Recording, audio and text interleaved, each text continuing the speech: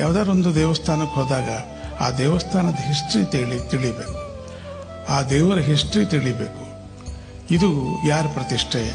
ದೇವರ ಪ್ರತಿಷ್ಠೆನ, ಋಷಿಗಳ ಪ್ರತಿಷ್ಠೆನ, ರಾಜರ ಪ್ರತಿಷ್ಠೆನ, ಸ್ವಯಂಭುವ ಅನ್ನೋ ತಿಳಿಬೇಕು. ನಾವು ತಿಳಿದ್ರೆ ಇನ್ನೂ ಹೆಚ್ಚಾಗಿ ಭಕ್ತಿ ಆ ಒಂದು ಆಲಯದ ಮೇಲೆ, ನಮ್ಮ ಉಪಾಸನಾ ದೇವತೆ ಮೇಲೆ ಬರುತ್ತೆ. ಹಾಗೆ ಸುಮ್ಮನೆ ಹೋಗಿ ಕ್ಯೂನಲ್ಲಿ ಹೋದ್ವಿ, ನಾವು ದರ್ಶನ ಮಾಡ್ಕೊಂಡು ಬಂದ್ವಿ, ಒಂದು ಫ್ಯಾಷನಬಲ್ ಆಗಬಾರ್ದು. ನಮಗೆ ಹೋಗಿದ್ದೀರಾ ಅಂದರೆ ಹೋಗಿದ್ವಿ, ಏನು ಮಾಡ್ಕೊಂಬಂದ್ರಿ? ನಾನು ಒಳ್ಳೆ ಹೋಟ್ಲು ಸಿಕ್ತು, ಚೆನ್ನಾಗಿತ್ತು, ಒಳ್ಳೆ ಸಿಗ್ನಲ್ ಕೂಡ ಇತ್ತು, ನಾವು ಮನೆಗೆಲ್ಲ ಫೋನ್ ಮಾಡಿಕೊಂಡೆ. ಯಾತ್ರೆ ಅಂದರೆ ಇದಲ್ಲ. ನಾವು ಒಳ್ಳೆ ಸ್ವೀಟ್ ಸಿಕ್ತು, ಒಳ್ಳೆ ಇದು, ಕೊನೆಯಲ್ಲಿ ನಮಗೆ ಬರ್ತ್ ಸಿಕ್ತು, ಮಾತಾಡ್ಕೊಳ್ಳೋದು. ಹಾಗೆ ನೋಡ್ರಿ, ಅಲ್ಲಿ ಒಂದು ಬ್ಯಾಗ್ ಹೊಟ್ಟೋಯ್ತು, ಇದಕ್ಕಿದ್ದಾಗೆ ಸಿಕ್ತು, ಅದರಲ್ಲಿ ಏನಿತ್ತು ಅಂದರೆ ಖಾಲಿ ಬ್ಯಾಗ್ ಇತ್ತು ಅಂತ ಬಿಟ್ಕೊಳ್ಳಿ. ಹಾಗೆ ಸಿಕ್ತು ನನಗೆ, ಇದೇ ಒಂದು ಹಿಸ್ಟ್ರಿನ ನಾವು ಹೇಳೋದು ಹಿಸ್ಟ್ರಿ.